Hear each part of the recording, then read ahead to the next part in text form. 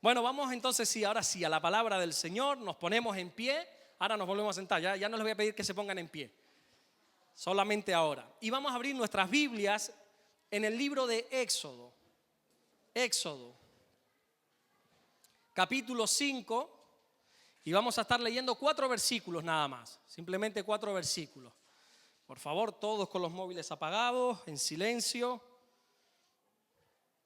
Vamos a prestar atención a la palabra del Señor. Perdonen que tengo un poco todavía la garganta y media fastidiadita todavía. Y dice la palabra del Señor en Éxodo capítulo 5, versículo 1. Después Moisés y Aarón entraron a la presencia de Faraón. Fíjense qué importante es esto, a la presencia de Faraón. Lo trataban como un dios. Era considerado un dios en Egipto. A la presencia de Faraón y le dijeron: el Señor, el Dios de Israel, dice así: deja ir a mi pueblo a celebrarme fiesta en el desierto. Y Faraón respondió: ¿quién es el Señor? Para que yo oiga su voz y deje ir a Israel. Yo no conozco al Señor, ni tampoco dejaré ir a Israel. Y ellos dijeron: el Dios de los hebreos nos ha encontrado. Iremos pues ahora, camino de 3 días por el desierto, y ofreceremos sacrificios al Señor nuestro Dios, para que no venga sobre nosotros con peste o con espada. Versículo 4 dice: entonces el rey de Egipto les dijo: Moisés y Aarón, ¿por qué hacéis cesar al pueblo de su trabajo? Volved a vuestras tareas. Amén. Hasta ahí vamos a leer nada más en esta noche. Vamos a orar. Padre, gracias por tu palabra. Gracias, Señor, porque podemos leerla libremente, Señor, sin miedo a persecución, sin miedo a represalia. Oramos en el nombre de Jesucristo que mientras tu palabra es predicada, Señor, en esta tarde, que ocurran los prodigios, las señales, las maravillas, todo lo que tu palabra dice y promete que pueda hacer, que ocurra esta tarde en este lugar, Señor. Esas sanidades, esas liberaciones, Señor. Queremos orar en el nombre de Jesucristo, atando y reprendiendo todo espíritu inmundo que quiera estorbar tanto la predicación como la atención a tu palabra. Lo echamos fuera en el nombre de Jesús, porque solo tú, Espíritu Santo, tienes el poder, la autoridad y la potestad para hablarnos y ministrarnos en esta tarde. Gracias te damos, Señor, en el nombre de Jesús, y el que lo cree dice fuerte: amén. Amén. Se puede sentar.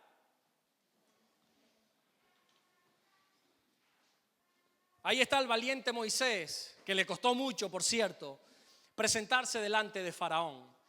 Nosotros leemos este pasaje y ya damos por sentado de que Moisés fue un escogido de Dios y se presenta delante de Faraón pensando que Faraón era alguien más o menos importante y que no había nada que temer. No es así.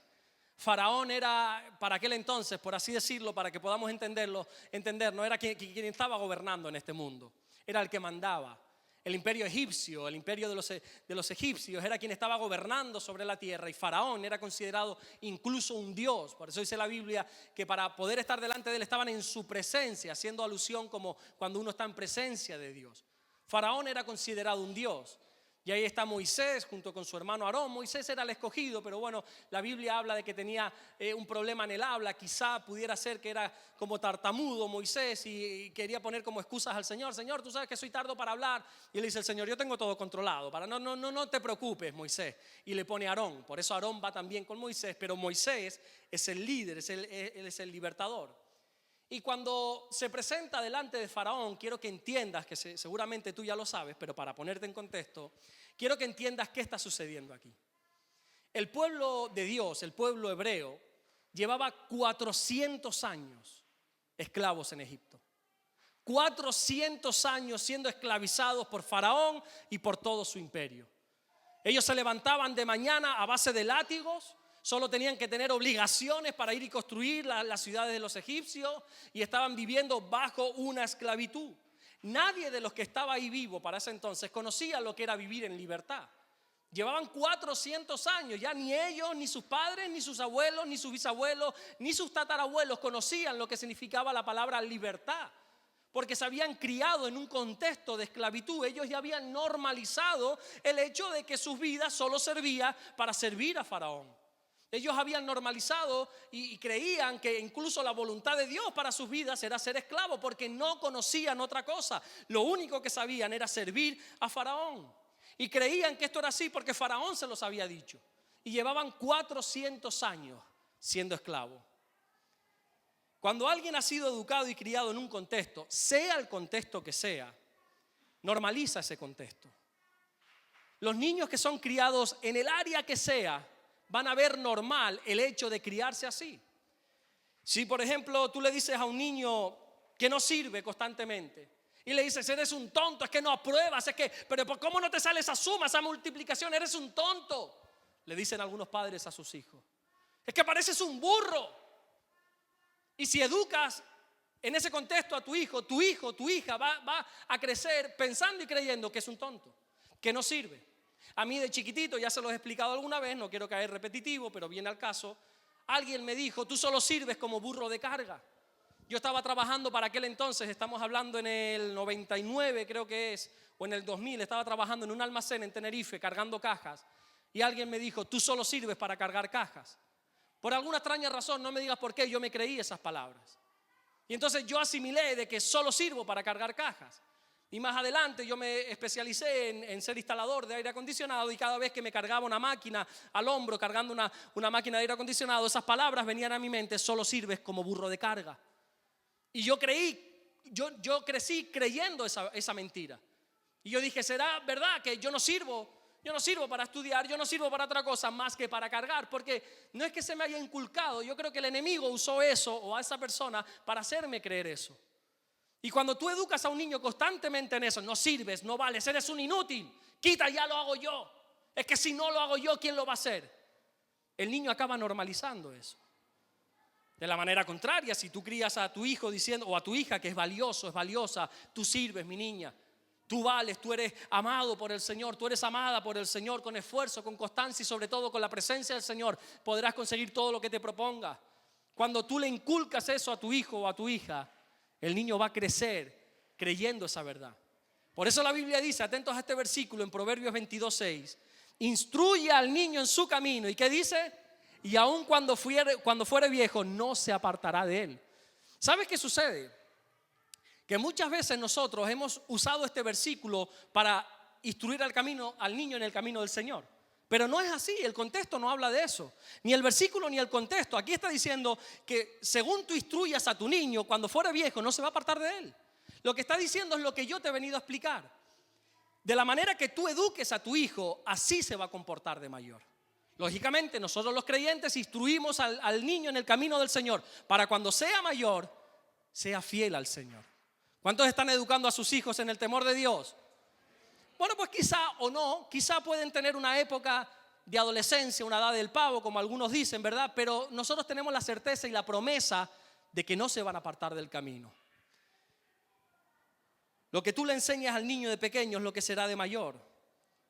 Si el niño es criado en un hogar de broncas, de gritos, si el niño o la niña es criado en un hogar donde ve que papá grita a mamá, donde ve que cuando se enfadan uno duerme en el salón y el otro duerme en la habitación, si el niño crece viendo que cuando se enfadan se puede alzar la voz, se puede dar golpetazos contra la mesa, se puede dar portazos a la puerta de casa y se puede ir dando gritos.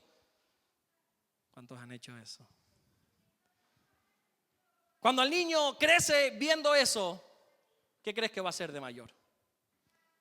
Y tú le puedes decir por activa y por pasiva, a las mujeres se les trata como princesitas.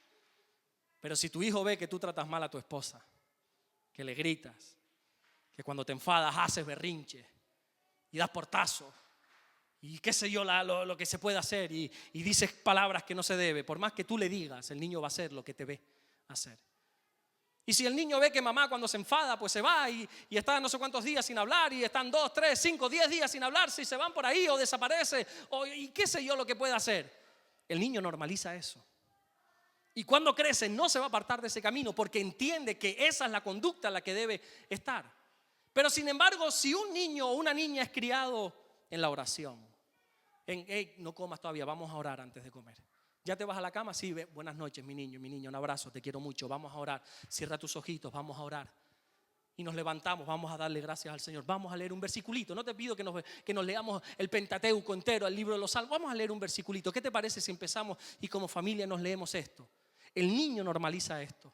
El niño entiende que aunque haya problemas, aunque haya crisis, aunque haya enfado, la respuesta siempre viene de Dios. Y cuando es instruido en ese camino, cuando fuere viejo y cuando él esté casado y sea independiente de los padres, en el mínimo problema, a quien acude siempre va a ser al Señor. Amén. Entonces ahí estaban todos los esclavos. Se calcula que eran unos 600,000 esclavos que salieron de Egipto. Mentalidad de esclavos.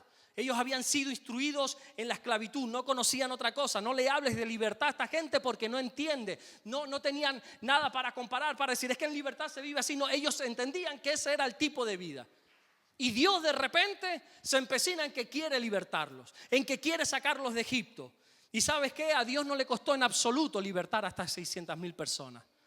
De hecho, si tú te lees la Biblia, te das cuenta que en un par de meses, a través de las 10 plagas de Egipto, esas que nosotros conocemos como las 10 plagas, pues ellos fueron libres de ahí de Egipto. Y no solamente libres, sino que encima, para que podamos entender, es como que los egipcios le hicieron el pasillito de la honra, porque dice que los hebreos salieron de Egipto y todos los egipcios por alrededor mirando, y ellos entraban, les cogían sus riquezas, sus oros, sus dineros y se fueron con las riquezas de los egipcios. Porque a Dios no le costó hacer eso. Dios es un Dios todopoderoso, Él es el Shaddai, Él es el que todo lo puede. A Él no le costó liberar a su pueblo. ¿Tú sabes qué le costó a Dios? ¿Sabes qué le costó? Romper con la mentalidad de esclavos que tenían.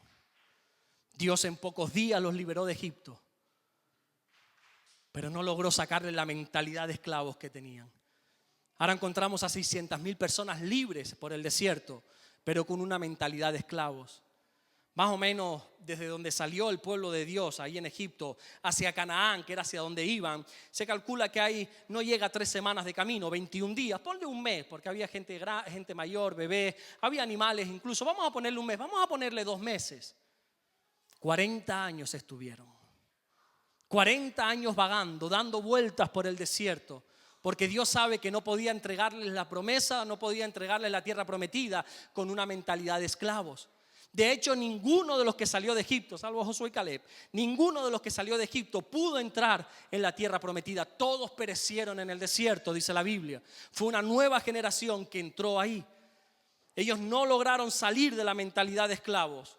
En Éxodo capítulo 16, versículo 2 dice, y toda la congregación, no algunos, todos, de los hijos de Israel murmuró contra Moisés y Aarón en el desierto y les decían, los hijos de Israel, ojalá hubiéramos muerto por mano del Señor en la tierra de Egipto, cuando nos sentábamos a las ollas de carne, cuando comíamos pan hasta saciarnos, pues nos habéis sacado de este desierto, a este desierto para matar de hambre a toda esta multitud.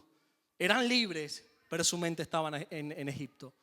Eran libres, pero seguían siendo esclavos en su mente. Ojalá todavía estuviésemos allí. El pueblo fue libre en su cuerpo, pero su mente se quedó en Egipto. Así hay gente hoy en día que Dios ha libertado de una manera milagrosa, que Dios ha sacado de las tinieblas a su luz admirable, que Dios ha hecho cosas gloriosas en su vida y son libres en el nombre de Jesús, pero su mente sigue estando esclava. Son libres, pero siguen hablando como si estuvieran en Egipto. Siguen hablando con ese vocabulario del mundo, con palabrotas, con mentiras, con engaños, con gritos, con enojos, con iras. Son libres, pero piensan todavía como si estuvieran en Egipto. Su mentalidad es de Egipto, hay que hacer, hay que no sé cuánto, y esto es lo que sirve y esto es lo que vale. Son libres, pero todavía actúan como si estuvieran allí. Y a la mínima de problemas dice, ojalá estuviéramos en Egipto. Ahora, ¿cuál fue el origen de esta esclavitud? Y es muy interesante hacernos esta pregunta. No tenemos que tener miedo a la hora de enfrentarnos a esta pregunta, porque uno dice, vamos a ver una cosa. Si este es el pueblo de Dios, si Dios dice que es el Todopoderoso, ¿cómo es que este pueblo escogido con el que Dios hizo un pacto a través de Abraham, cómo es que todo este pueblo cayó preso, cayó esclavo? ¿Me puedes explicar cuál fue el origen? El origen de la esclavitud fue fiarse del mundo, fue fiarse de Egipto. Egipto siempre representa la palabra de Dios al mundo, más que al mundo como el sistema de la tierra, a los principios y a los valores. Los hebreos pensaron que el sistema de este mundo, se fiaron del sistema de este mundo y pensaron que iban a tener provisión. Cuando hubo una necesidad muy grande sobre la tierra, dice la Biblia, el pueblo de Dios decidió refugiarse en Egipto porque aparentemente allí había sustento. Allí tenían conocido, ¿no? Es que ahí está mi hermano José. decían, ¿verdad? Porque primero fueron aquellos patriarcas, los de la tribu de Israel. Y es que ahí está mi hermano José, vamos, que allí nos va a ir bien, vamos todos para allá. Y claro, y Egipto les abrió las puertas. Y José le dijo, aquí me va bien, aquí yo gano todo lo que quiera, vengan para acá. Y se fueron todos para allá. Y Egipto se presentó como la solución, como la salida al problema. Pero no se dieron cuenta que la solución no es Egipto, que la solución es clamar a Dios. La solución a nuestros problemas no las tiene el mundo.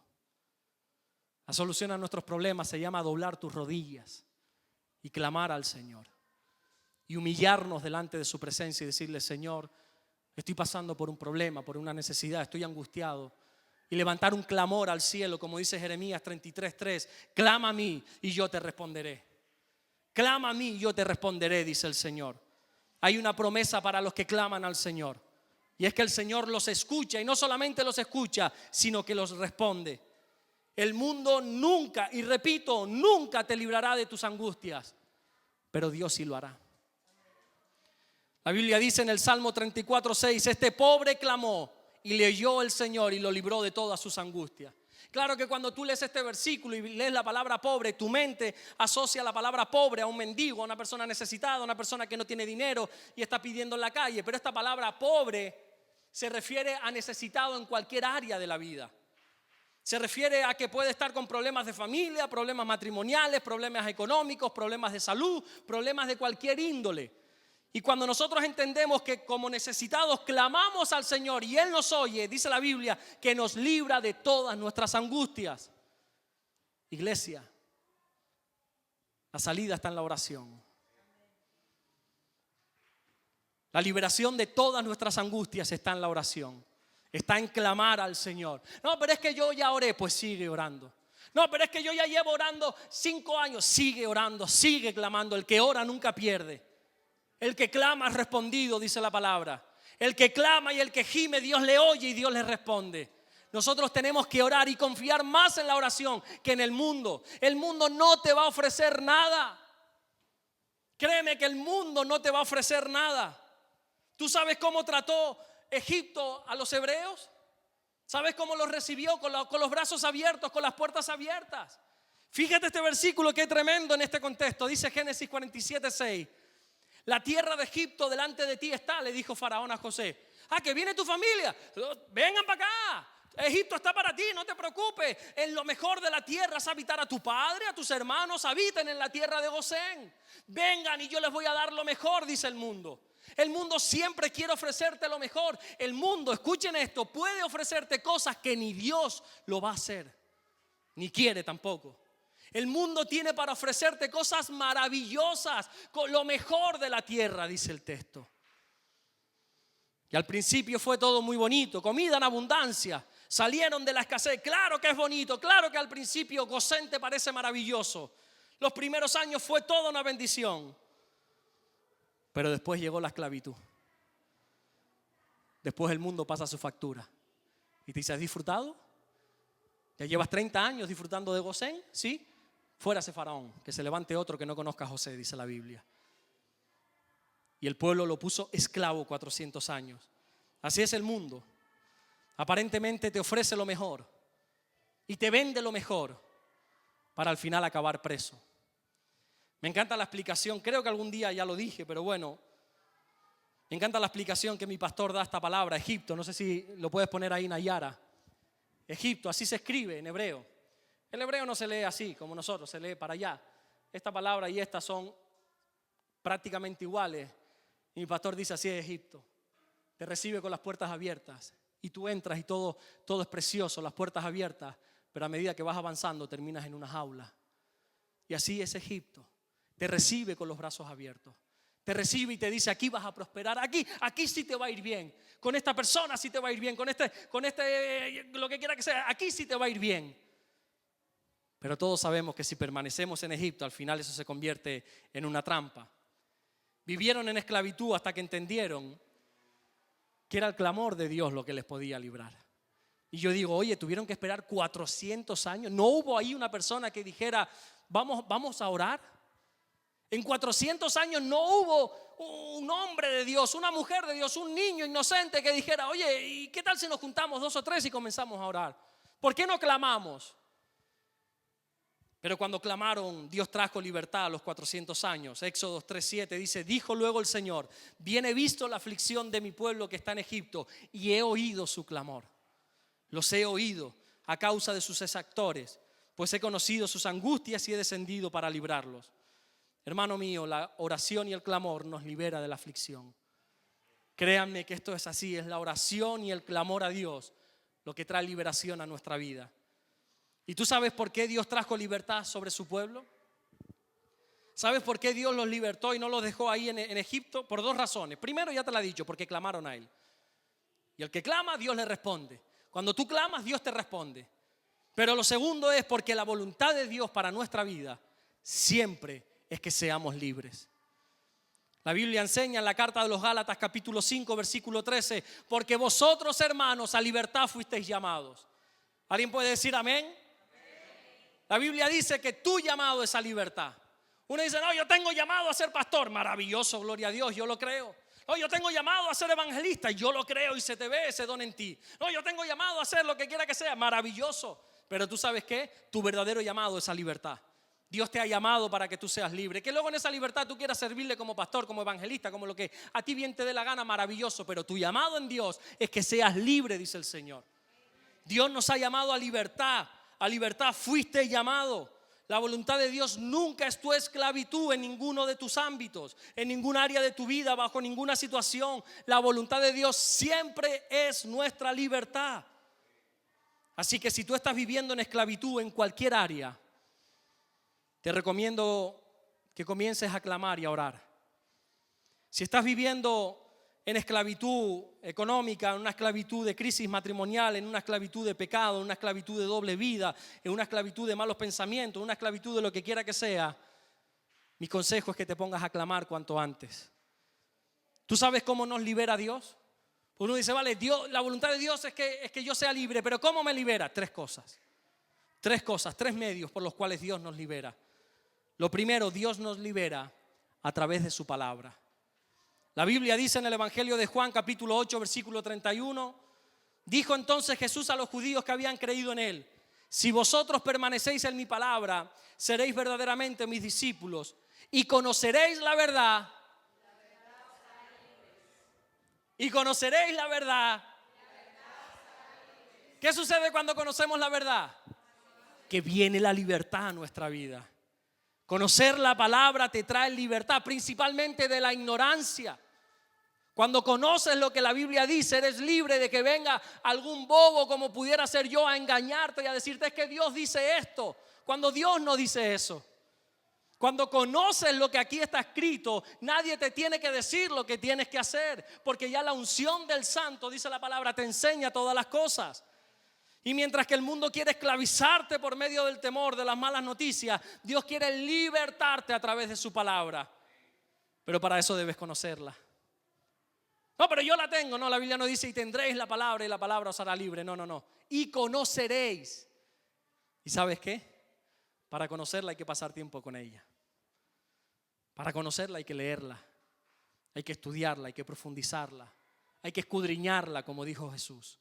Escudriñar las escrituras porque ellas dan testimonio de mí. En ellas van a obtener ustedes la vida eterna. Estúdiala. No, yo la tengo ahí. No, le dije una vez a uno, ¿y cómo está tu relación con Dios? Claro, lleva 6 siglos sin venir a la iglesia. Y digo, ¿cómo está tu relación con Dios? Yo, maravilloso, yo tengo mi Biblia al lado de la mesita de noche, me dice. Ahí está, fiel. El despertador, el móvil y la Biblia. Digo, ¿pero la lees? Ah, bueno, no, a veces. O como me dijo una vez uno, todo lo que le dice la Biblia es mentira, son fábulas. Digo, ¿pero la has leído? No. Digo, por lo menos léela, hombre. Cuando nosotros conocemos lo que la palabra de Dios dice, hay libertad sobre nuestra vida. Hermano, entienda una cosa, el mensaje que el mundo nos está dando y el mensaje que la Biblia nos está dando son totalmente diferentes. Faraón dice, de aquí no se sale. ¿Por qué hace cesar al pueblo de su trabajo? De aquí no se sale. Y Dios dice, salid y adorarme. Salgan y adórenme. Faraón dice, no, más trabajo.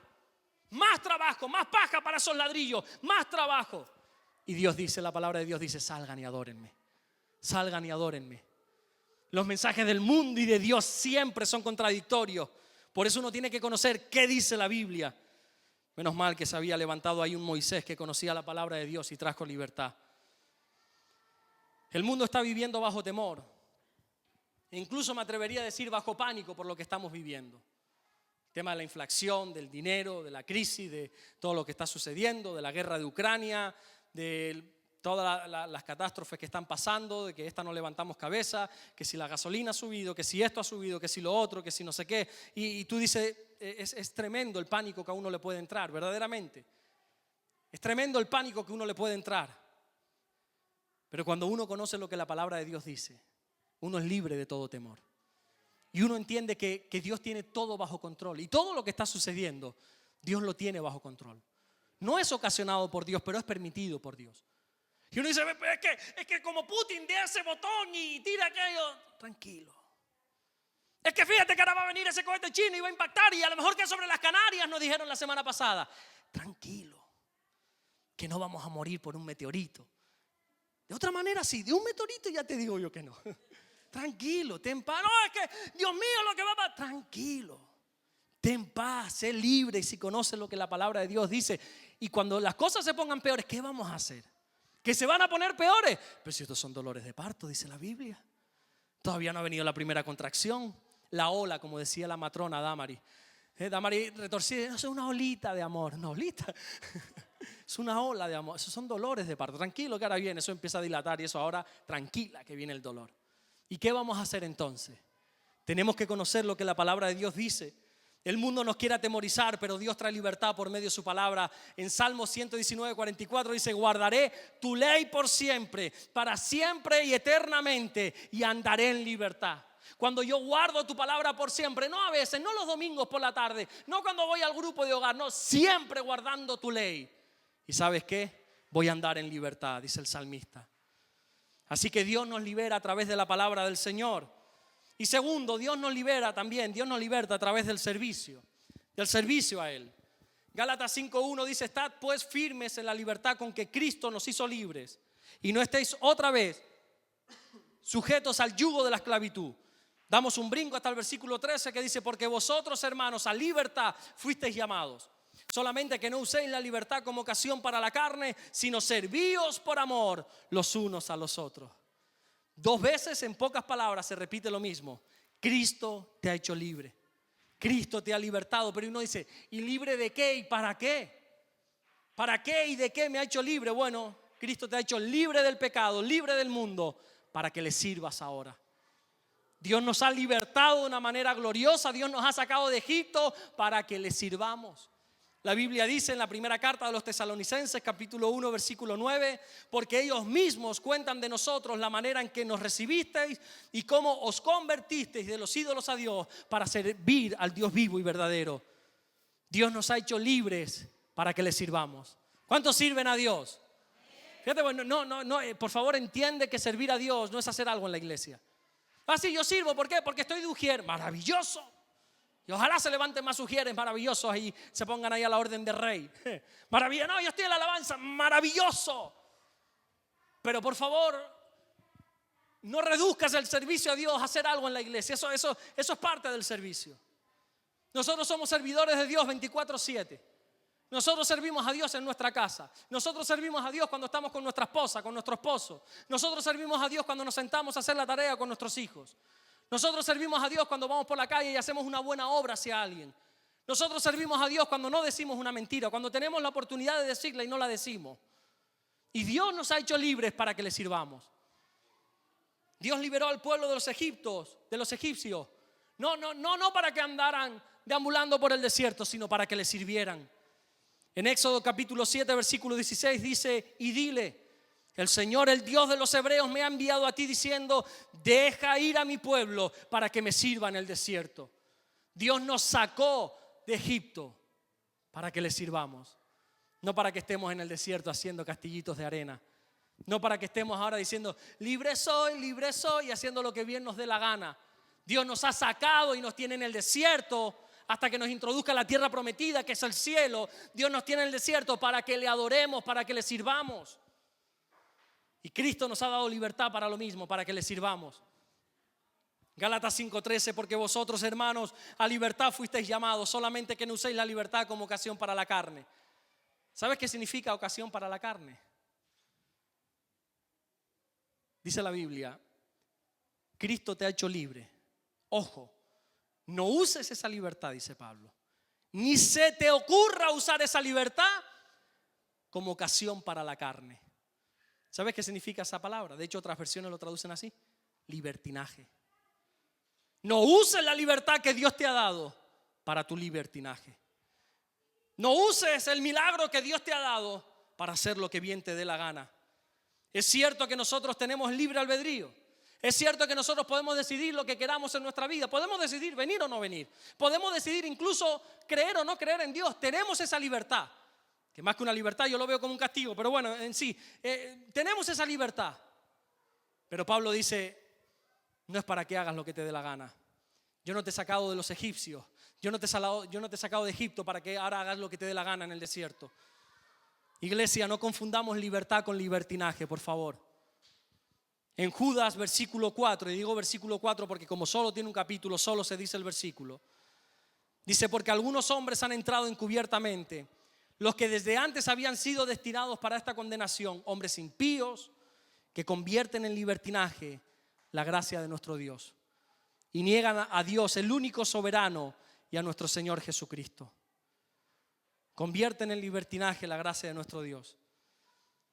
Sabes que algunos dicen, los entendidos de la palabra, y yo estoy de acuerdo con ellos, no sé si tú lo estarás, que esta palabra libertinaje es la más fea de toda la Biblia.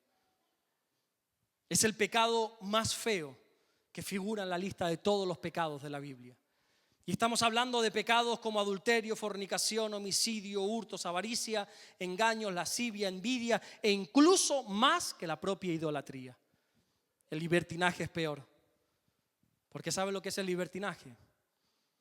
Creer que puedo pecar y que no pasa nada. Da igual. Si al final Dios es bueno. Y al final yo sé que yo vengo a la iglesia, yo me humillo delante de Dios, no sé ni en la iglesia, en mi habitación, yo me humillo delante de Dios y Dios me perdona. ¿Cuántos han hecho eso?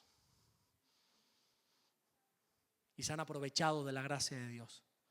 ¿Quieres una expresión un poco más fuerte que la Biblia usa en el libro de Hebreos? Que han pisoteado la sangre de Jesús. Se han aprovechado de la gracia. Saben lo que tienen que hacer, pero no lo hacen. Y después dice, total, yo pido perdón y Dios que es bueno y para siempre su misericordia, así dice la Biblia repetidas veces, pues entonces no pasa nada. No, sí pasa. No uses la libertad de Dios para tu libertinaje, dice la Biblia. Y tercero, Dios nos saca a la libertad a través de su palabra. Dios nos saca a libertad a través del servicio. Y por último, Dios nos libera a través de su Espíritu Santo.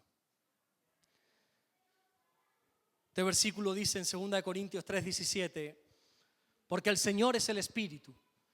Y donde está el Espíritu del Señor, ¿qué dice, iglesia?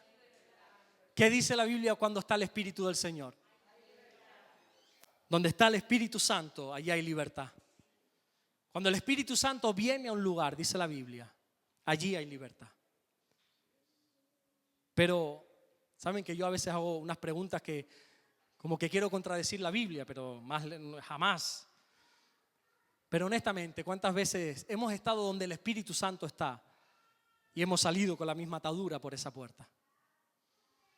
¿Cuántas veces hemos venido o has venido y has estado atado a algo, has estado preso a algo, a un pecado, esclavo a la pornografía, al adulterio, a cualquier pecado, a la mentira, atado a malos pensamientos, a un feo carácter? Y viene y está el Espíritu Santo y tú lo puedes ver y lo puedes incluso hasta sentirlo. Pero sales de aquí y sigues en lo mismo. Y uno dice, ¿qué pasa? ¿Que Pablo mintió? ¿Será que Pablo mintió cuando dijo en Corintios que donde está el Espíritu hay libertad? No, en ninguna manera. Lo que pasa es que no se trata simplemente de estar donde se derrama el Espíritu Santo, sino dejar que el Espíritu Santo venga sobre ti. ¿Recuerdan ahí en el aposento alto? 120 discípulos. Dice la Biblia que se derramó el Espíritu Santo. Y los 120 comenzaron a hablar nuevas lenguas. Pero ahí no había 120. Había miles y miles y miles de personas. Y dice la Biblia que unos estaban atónitos. ¡Oh! Otros estaban perplejos, dice la Biblia. ¡Wow! Y aquel no es no sé quién y no sé cuánto. Y mira cómo habla en mi idioma y diciendo las maravillas de Dios. Y otros empezaron a murmurar y se juntaron y dicen: oye, pues yo creo que esta gente está borracho, le decía uno a otro. Así dice la Biblia. Esta gente está llena de mosto. Están borrachos, mira cómo están actuando. Y uno dice: ¿cómo es posible que el Espíritu Santo esté cambiando a gente como Pedro y haya otros que aparentemente no está sucediendo nada? Bueno, porque estaban en el lugar donde el Espíritu Santo estaba, pero no dejaron que el Espíritu Santo viniera sobre ellos. A veces el Espíritu Santo se derrama en un culto, en un grupo de hogar, en lo que quiera que sea, y uno está así. Ay, mira cómo Dios está tocando a Napoleón. Mira, mira, mira, mira, mira. Mira, mira, mira. Mira cómo Amy está llorando. Mira, mira, mira, mira, mira. ¡Ah! Aquel se cayó. Se está borracho. Aquel vino bebido, dice uno. ¡Ah! Mira, mira, mira, mira, mira, mira. Entonces está el Espíritu Santo, pero no dejan que venga sobre uno. En Lucas capítulo 4, versículo 18 dice: el Espíritu del Señor está sobre mí, dijo el Señor, por cuanto me ha ungido para dar buenas nuevas a los pobres. Me ha enviado a sanar a los quebrantados de corazón, a pregonar libertad a los cautivos y vista a los ciegos, y a poner en libertad a los oprimidos. ¿Te das cuenta? El Espíritu Santo viene, primero se anuncia las buenas nuevas, primero hay una predicación de la palabra y luego viene la libertad. Yo creo que ya hoy se ha compartido la palabra. No sé si llevo 20, 25, 30, 35 minutos compartiendo la palabra.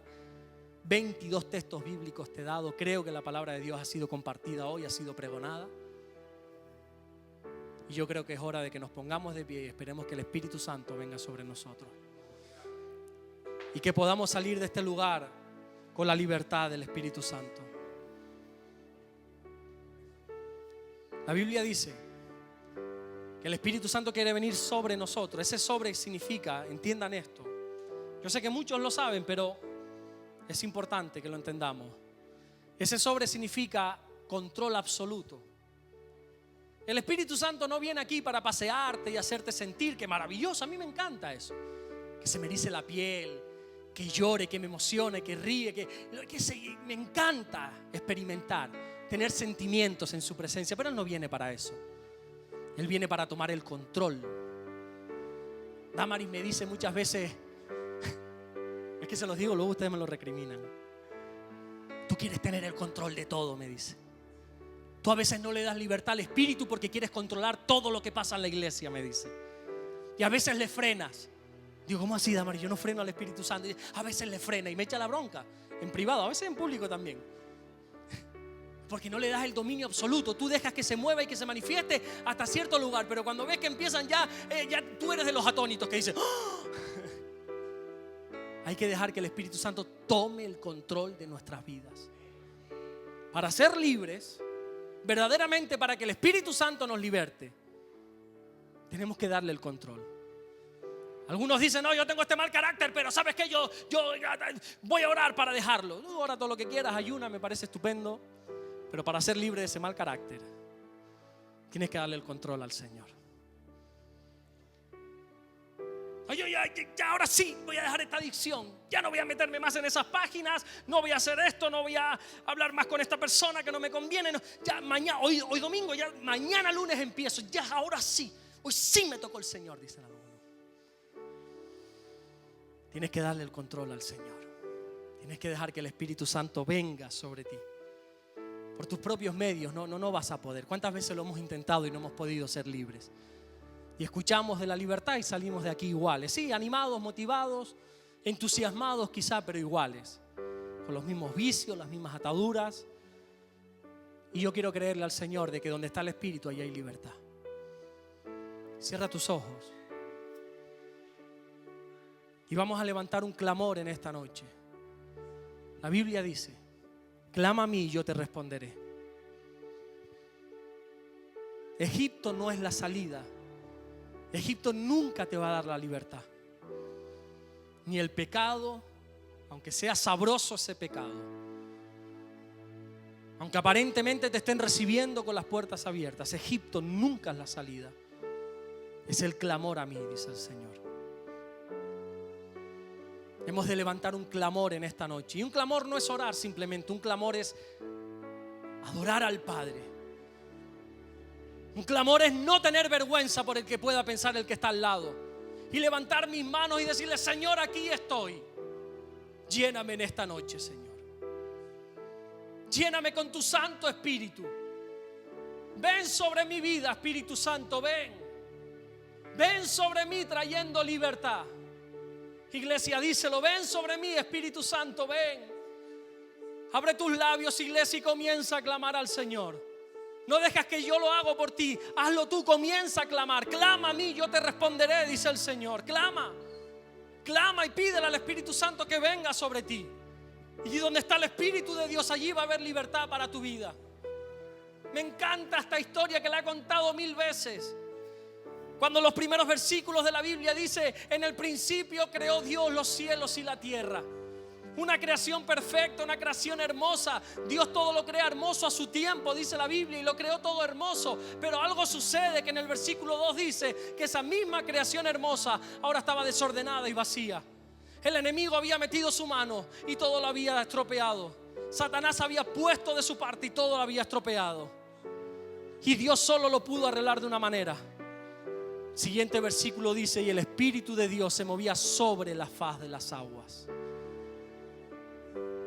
Y cuando el Espíritu Santo estuvo sobre la faz de las aguas, sobre la tierra, todo vino a orden. Y Dios dijo, esto es bueno en gran manera.